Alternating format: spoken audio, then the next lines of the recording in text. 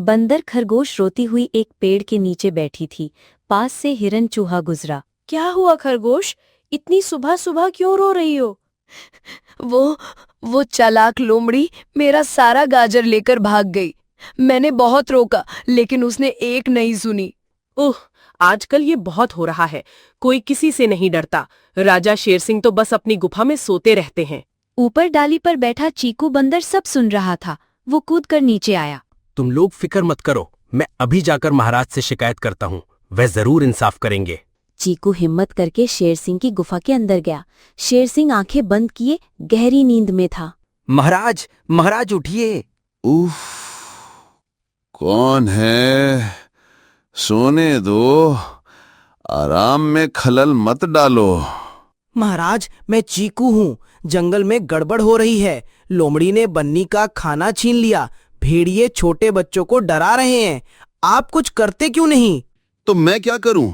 ये रोज रोज की छोटी छोटी बातें आपस में सुलझा लिया करो। अब जाओ यहां से। और हाँ, मेरा खाना भिजवाया या नहीं? चीकू गुस्से और मायूसी से गुफा से बाहर आ गया। उस शाम चीकू ने सब जानवरों को एक बड़े बरगद के पेड़ के नीचे इकट्ठा किया। दोस्तों, मैं आज महाराज से मिलने गया था। उन्हें हमारी कोई परवाह नहीं। उन्हें सिर्फ अपने खाने और आराम की पड़ी है। तो कब तक सहेंगे हम ये सब? एक राजा जो अपनी जिम्मेदारी न समझे, वो कैसा राजा? लेकिन वो शेर है, जंगल का राजा। हम उसका मुकाबला कैसे करेंगे? हम लड़ेंगे नहीं, हम अपना हक मांगेंगे। अगर वो राजा बनकर हिफाजत नहीं कर सकते तो उन्हें राजा रहने का भी कोई हक नहीं। कल सुबह हम सब उनकी गुफा के सामने जाएंगे और कहेंगे, हमें नया राजा चाहिए। हमें नया राजा चाहिए।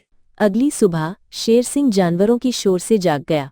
उसने बाहर देखा तो पूरा जंगल उसकी गुफा के सामने खड़ा था। ये सब क्या है? तुम सब यहाँ क्या कर रहे हो? महाराज, अब बहुत हो गया। आप सिर्फ सोते हैं और खाते हैं। इस जंगल को आपकी नहीं, एक जिम्मेदार राजा की जरूरत है। हम अब आपको अपना राजा नहीं मानते। शेर सिंह ने गुस्से से एक दहाड़ मारी, लेकिन इस बार कोई जानवर अपनी जगह से नहीं हिला। सबकी आंखों में डर नहीं बल्कि फैसला था। यह देखकर शेर सिंह की दहाड़ कमजोर पड़ गई। उसे पहली बार अपनी गलती का एहसास हुआ। तुम लोग ठीक कह रहे हो। मैं सच में एक आलसी और बुरा राजा बन गया हूँ। मैं भूल गया था कि राजा होने का मतलब क्या होता है।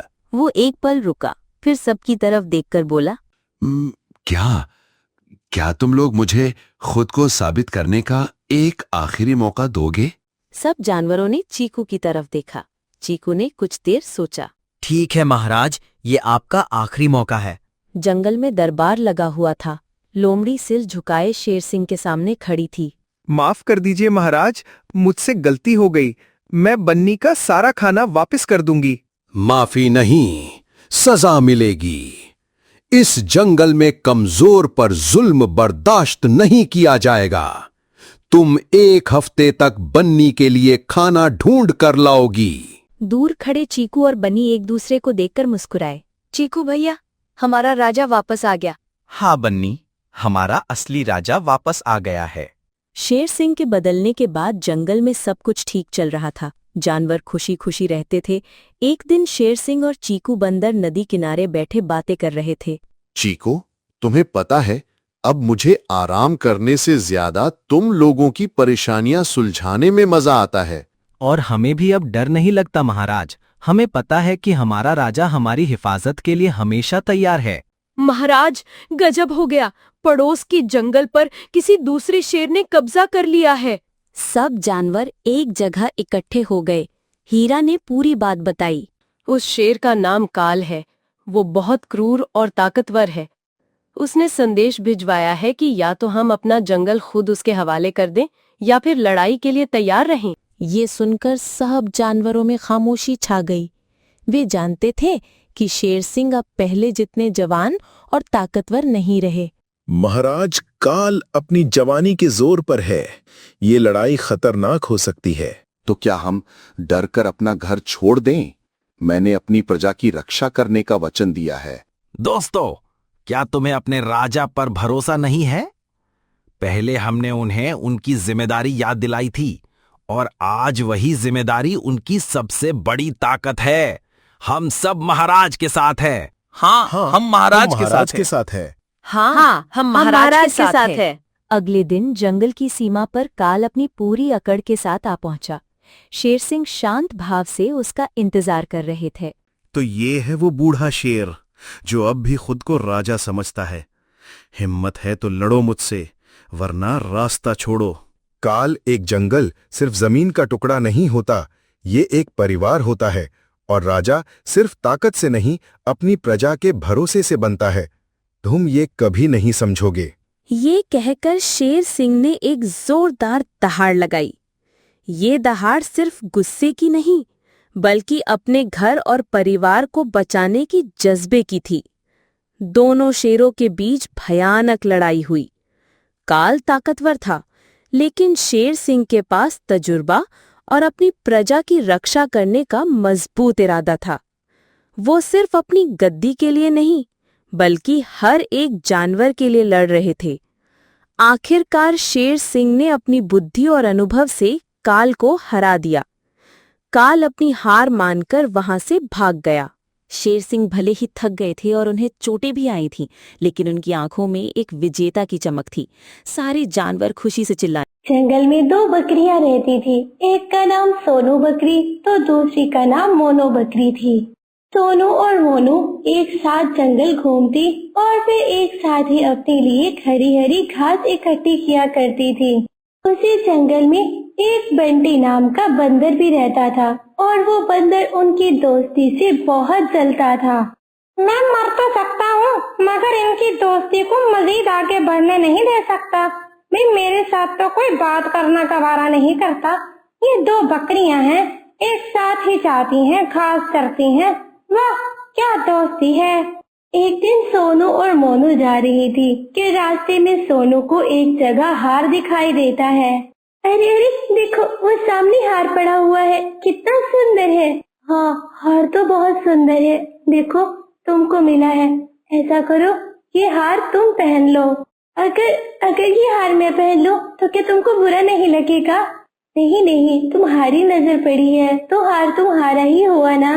सोनू वो हार अपने गले में डाल लेती है। वो हार बहुत सुंदर था। शाम हो जाती है। सोनू अपने घर चली गई थी। मोनू अकेले अपने घर वापस आ रही थी। इतना सुंदर हार मिला है ना उसको। वो हार काश मुझे मिल जाता। खैर कोई नहीं, वो भी तो मेरी दोस्त है। मेरी दोस्त ने पहना तो समझो मैंने पहना। मोनू की ये बात ऊपर वाले पेड़ पर लटकता हुआ बंदर भी सुन रहा था। कैसा हार होगा भला? लगता है मुझे हार देखने के लिए जाना ही पड़ेगा। बंदर सोनू के घर जाता है। अरे सोनू बहन, क्या सुंदर हार पाया है तुमने। तुमको किसने बताया कि मुझे सुंदर हार मिला है? अरे पता क्यों नहीं चलेगा, वो है ना तुम्हारी सहेली मोनू। वो एक पेड़ के नीचे बैठकर बड़ी बुरी बुरी बातें बोल रही थी कि काश सोने का हार मुझे मिल जाता। तुम झूठ बोल रही हो, मेरी सहेली ऐसी नहीं है। चलो हटो रास्ते से, मेरा सोने का वक्त हो रहा है। ऐसे ही कुछ दिन गुजर के सोनू अपने घर में ठहरी थी। कितना गंदा हो रहा है ना मेरा शरीर। मेरा मन कर रहा है कि मैं नदी पर नहाने चली जाऊं। नहाने जाऊंगी तो मेरे हार का ख्याल कौन रखेगा? बंदर? नहीं, बंदर तो बहुत धोखेबाज है। मोनू? बंदर तो मोनू को भी बता रहा था कि वो मेरे सोने का हार लेना चाहती है। नहीं, ऐसा करती हूँ, अपने घर में ही कहीं छुपा कर रख देती हूँ। अपना हार छुपाकर सोनू वहाँ से चली जाती है।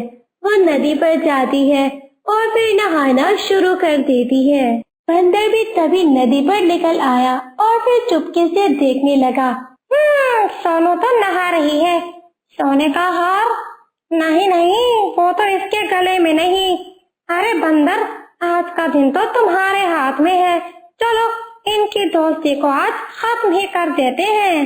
मोनू जंगल में फिर रही थी। बंदर जल्दी से उसके पास जाता है। अरे मोनू, जल्दी में आया हूँ। वो सोनू नहा रही है और उसका सोने का हार घर में रखा है। वो भूल गई अपना हार पहनना। उसने तुम्हारे लिए एक संदेशा भेजा है कि जल्दी से जाकर उसके घर से सोने का हार अपने घर में रख दो ताकि कोई चोरी ना कर सके। मोनू जल्दी में वहाँ से जाती है। वो सोनू के घर से हार उठाती है और फिर सीधा जाकर अपने घर में रख देती है। नहाने के बाद सोनू जब घर आती है, अरे मेरा हार कहाँ गया? ये हार कौन चोरी कर सकता है? सही कहता था बंदर कि कोई ना कोई मेरा हार जरूर चोरी करके लेकर जाएगा।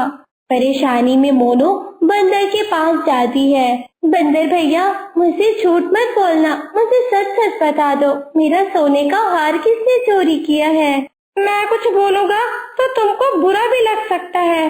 देखो, मैंने पहले भी कहा था कि तुम्हारा सोने का हार मोनू चुराएगी, और आज मैंने अपनी आंखों से देखा है सोने का हार चुराते हुए। सोनू को बहुत गुस्सा आता है और वो सीधा मोनू के घर जाती है। मोनू के घर में सोने का हार रखा था। मुझे तुमसे ये उम्मीद नहीं थी कि तुम इस तरह से हमारी दोस्ती को तोड़ोगी। अरे क्या हुआ सोनू, तुम गुस्सा क्यों कर रही हो? मैं कोई गुस्सा नहीं कर रही। तुमने मेरा सोने का हार चोरी कर लिया। जिस दिन हार मिला था तुम उसे ही कह देती ना कि ये सोने का हार मुझे दे दो, मैं तुमको दे देती। ये तो तुमने ही संदेशा भेजा था कि मैं नहा रही हूँ, मेरा सोने का हार अपने पास रख लो।